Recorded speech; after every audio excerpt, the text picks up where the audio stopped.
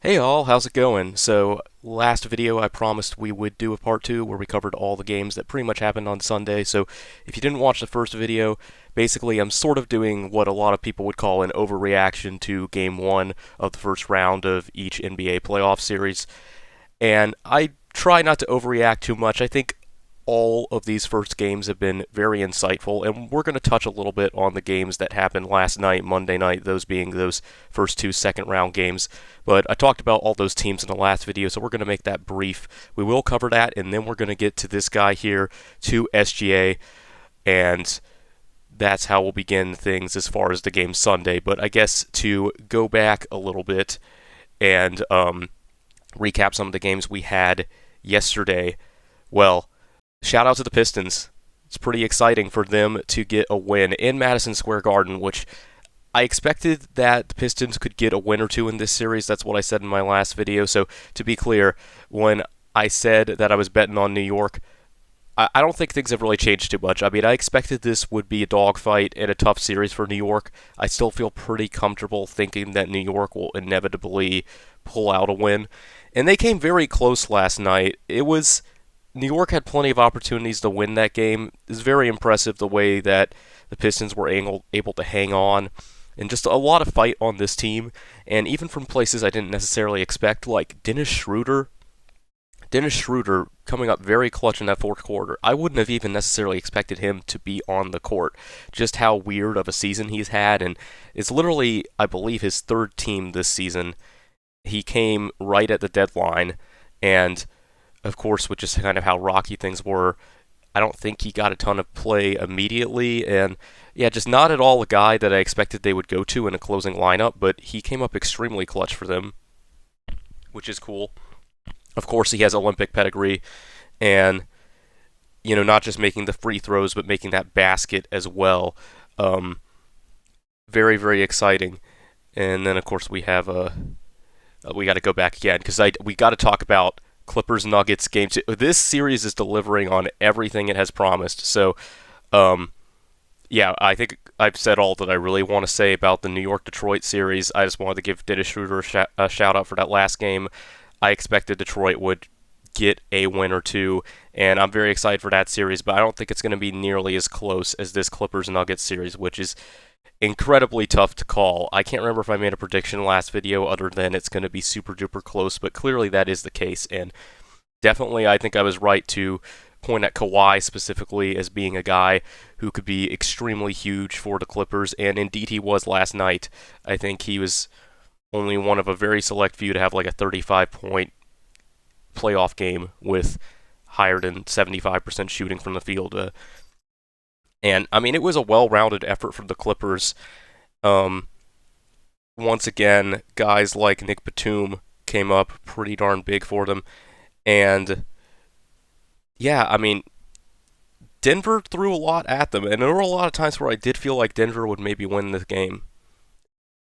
And having home court advantage and everything, I mean, it's hard to win in the Mile High City.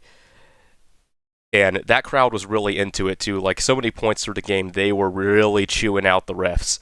And it's all that kind of stuff that makes it feel like a classic Nuggets game. Like I talked on the last video about how it really doesn't feel like the Nuggets have lost a step much at all with the absence of Mike Malone. And I guess by contrast, we're about to talk about the Grizzlies, who definitely seem to have, well, it's not like they were on the steadiest footing to begin with, but definitely I am much more concerned about their coaching change. Because, yeah, I mean, I'm not too worried about Denver. Denver seems like they can stay the course, and they will have a really strong fighting chance to this series. It's just like, I mean, obviously you'd like a bit more consistency from, well, Michael Porter Jr. had a much better game than he had the first time. I mean, 15 rebounds. That's pretty great. And I mean, like, really looking at the Nuggets roster, like, the only guy who you would like to have seen a little more from last night is Christian Brown. But in general, it's like, okay, the Nuggets gave a really supreme effort and they came up short, but that's not really a reason, I think, to be concerned, just because this Clippers team is going to get a few wins. This is going to be a close series, and Yeah, I mean, I'm a little surprised they lost at home, but they are definitely capable of beating the Clippers in LA. So, lots of fun stuff to watch. Shout out to Zubac, another great game. Um, Harden was a bit less impressive this past night, but still got the job done. It's, yeah, I don't have too much more I want to say. Uh, let's just move on then to, yeah. Well, actually, we're moving back because technically now we're going to talk about all of Sunday's games, which are more relevant to games we have coming up both tonight and Wednesday night. And when we were talking about the Nuggets, like I said, I was saying how they've managed to kind of maintain their same spirit and fight that they had when Mike Malone was there. Definitely not the case with the Grizzlies.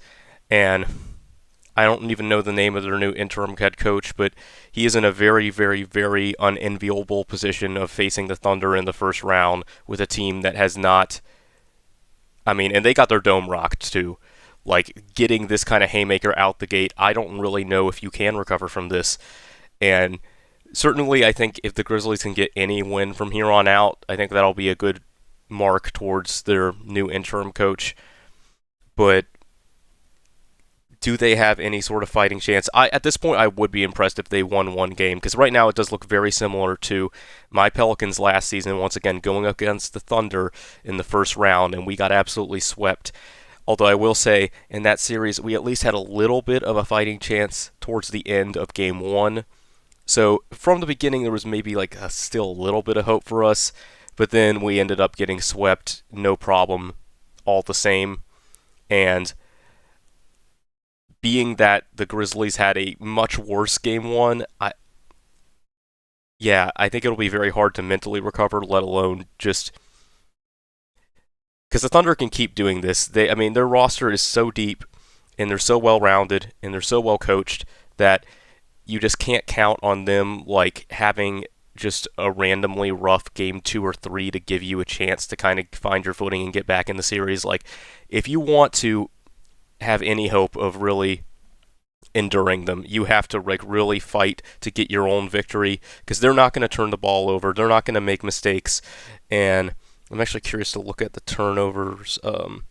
Yeah, OKC got 24 points off turnovers, which honestly, given how much they outscored the Grizzlies, doesn't even seem that high. But yeah, wow, 50% from the field, 35% from three were what OKC put up in the last game. And yeah, as far as the rematch tonight, yeah, I mean, I would be shocked to see anything. And it does hurt that it is in OKC. Memphis is definitely a team that benefits from having their home crowd, although I guess it's a good thing they didn't have to witness that last game. Yeah, I wish I had more to say. I don't know. It's like I think the Grizzlies like they can run a double big lineup, to match the double big lineup that OKC has. And there's still, I think, some potential there. I'm hoping that Jaren Jackson Jr. just needs to have a much better game going forward. I don't know, man. I'm just getting a little frustrated and depressed just looking at this because, like, all those points I could bring up, they just feel so not relevant now. Now that we've seen what SGA did, and I love this is the perfect picture I could put up because he's just shrugging it off like ain't no thing. It's very Curry-esque. They did not break a sweat at all taking care of business with the Grizzlies. So, I don't know. Maybe we are all overreacting to just a terrible game one, but it's not often you see a game one that bad. So, you got to overreact at least a little bit, I think. Okay, moving on to, Magic Celtics, which is another series I think a lot of people aren't really counting on very much fight from the Magic. I mean, they are the Celtics, and it was kind of interesting because, like, Sunday's game, watching it from the beginning, things seemed to start out fairly even. They seemed to be on fairly level footing to begin with. And I expected that the Magic would not falter from the start. The Magic are a fairly competent team with a competent coach, and mostly from what I see from the Magic, they're not one of those teams that kind of falter out of the gate. They're going to And Boston doesn't always just demolish you out of the gate either. So and I'm not gonna lie, I was hoping as the game played out that it would remain close, but as Boston slowly started to chip away and just create enough of a cushion to kind of like give the impression that they were in control, I was like, okay, good comeback's probably not happening. Because Boston is one of those teams where it's like you can be only down like 8 or 9 points to them, but it's like a comeback is much more out of reach than it appears. Because those last few quarters of the game really didn't see like the Magic had a real chance, even if the lead wasn't always that high. And yeah, they had some low scoring quarters towards the end there. Even their first quarter was actually fairly low scoring.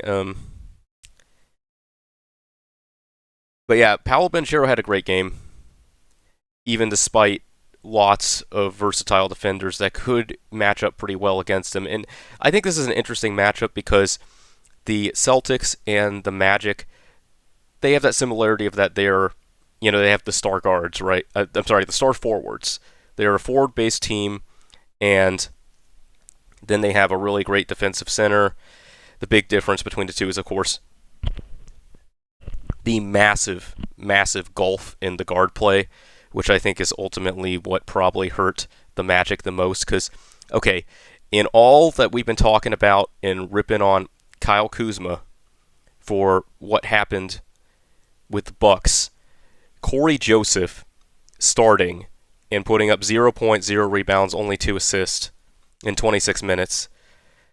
Yeah, I don't know if the Magic can win a game starting Corey Joseph and he's going to not give you anything really on offense. I mean, 2 assists, it's not literally nothing, but yeah, I can't believe I didn't hear more people talking about that because,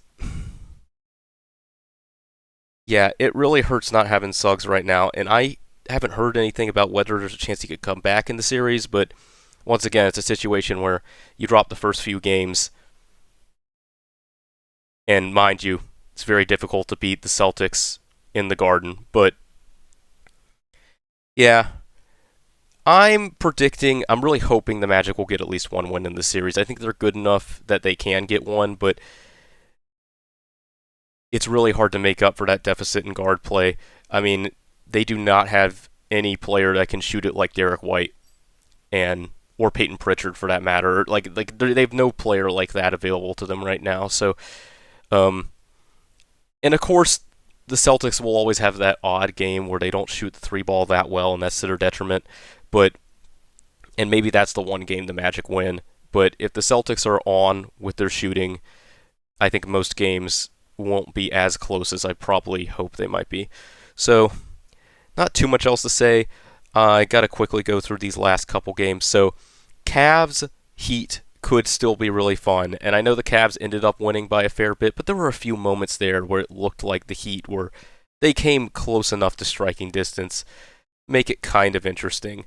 And I don't know, I mean, honestly, I should have given Tyler Hero more credit, and Tyler Hero was one of those guys I was really excited about when he first popped onto the scene in the bubble and having all those big games. But then as he kind of just became, that kind of Jordan Clarkson-esque, just off the bench shooter and scorer who doesn't offer very much else, I was like, okay, that's probably the player he's going to be for most of his career, and I don't know if he's ever going to be like a true all-star who's good enough as a scorer to make up for the fact that he's not super talented in other respects.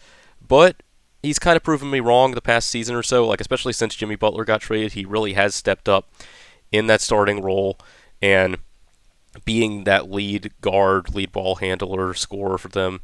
But yeah, it is a massive difference of Tyler Hero and Alec Burks compared to Darius Garland and Donovan Mitchell. And I specifically wanted to give Darius Garland his flowers because Donovan Mitchell, as the more longer established player who we think of more as like the all-star, and yeah, Donovan Mitchell is a good bit better than Darius Garland, but it's the two of them and their powers combined that make this guard duo in Cleveland so deadly. And Ty Jerome coming up big was huge too. I thought it was interesting. I saw the statistic that it was the 3rd highest playoff debut by a Cavs player behind LeBron and Kyrie, which I find to be odd for the reason that I thought Ty Jerome would have already played in the playoff game, because the Cavs have made the playoffs before, and Ty Jerome's been on the Cavs for like 5 or 6 seasons. He's been there forever. But no, shout out to him. I mean, the Cavs' depth is just awesome. I really do love their team because any given night you never do know who might be contributing for them, and I really do love teams like that. So maybe Sam Merrill has a game where he shoots a bunch of threes and gets like 15 points. Hopefully Max Strus has at least a few games where he gives you like 20, because that really is when you're seeing Cleveland at their best, when they can look to any one of these guys who are more like role players to just give them a lot of extra scoring, because as good as Darius Garland and Donovan Mitchell are, and Evan Mobley too has really come along offensively. As good as those guys are, what makes Cleveland so difficult is just the fact that like any of those guys can find these other guys who are good enough as shooters or cutters to just kind of have a big game playing off of the stars. Dean Wade as well, particularly like if let's say the Heat are running that lineup of Adebayo and Ware for most of the series, and so they have a bit of a double big lineup, and then I could definitely see the Cavs playing like Dean Wade within the lineup. Like you could even have like a triple big kind of lineup where instead of Strus at small forward, it's like Dean Wade, so long as he's shooting it well enough. But yeah, I mean the Cavs are just very versatile, and Miami has enough talent that with, of course, a great coach and great culture, they can try to put up a good fight in this series, but I'm not expecting Miami to win more than 2 games at the most. And I mean, I think you got to feel pretty good about the Cavs potentially to make at least the Eastern Conference Finals. So, one more thing to touch on before we wrap up. Yes, Jalen Green. Very handsome picture of him. At least he's a pretty face because he did not contribute much on the court during the last game. And very excited to see how things play out there tonight. Or, oh no, there's not another game tonight. Oh, well, Wednesday. Yeah. I am concerned with the lack of shooting on the Rockets, and I'm worried. They really do. This is the other thing, is like, all my points really can just be summarized as like the team that is faring worse right now needs better guard play, because, by God, both Fred VanVleet and Jalen Green shooting as poorly as they did, they cannot win a single game against the Warriors if they're going to continue to play like that. And I would be shocked if they do. I expect both those guys will have at least a couple games where they bounce back pretty good. And yeah, hopefully one of, if not both of them, are shooting pretty well in Game 2. Otherwise, this series couldn't be as fun as it could be, because the Rockets do still have a lot of good stuff going for them. They are fairly deep with guys like Tari Eason and Jabari Smith in smaller roles, but still contributing an awful lot of good stuff. And the defense is so good. I mean, the fact that it was such a low-scoring game really is just a testament to the defense on both these teams. And I didn't watch as much of that game as I wanted to, and I'm really looking forward to the game Wednesday night. So I'll maybe recommend, check out the video Rusty Buckets did on it. I thought he did a really excellent video. He was, as he put it, glazing Steph Curry an awful lot, but I think he had some good insights into what makes Houston good and what routes, options, and opportunities that Houston can take. The one thing I will say is, like, yes, the Rockets did go on that run in the fourth quarter when Steven Adams was on the floor and it was their really big lineup. I am just concerned about the shooting with that lineup because, yeah, does make sense if defense is their bread and butter to lean into it, but I just don't think you can really